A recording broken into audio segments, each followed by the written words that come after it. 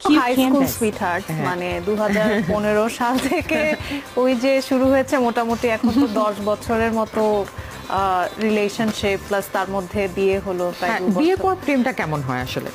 আমি জানি না আসলে আমার I think I was very matured অনেক আগে থেকেই, তো আমার আসলে অনেক যে প্রেম বা ওই ব্যাপারটা কখনোই আমাদের মধ্যে ছিল না। It was always very matured, আমরা understanding, we take care of each other. আমাদের গোলস হচ্ছে we have to elevate each other, আমাদের লাইফে যাতে একজন আরেকজনের দ্বারা উপকৃত হই বা একজন আরেকজনের লাইফটাকে আরেকটু বেটার করতে পারি, সেটাই আমাদের সবসময় চেষ্টা থাকে।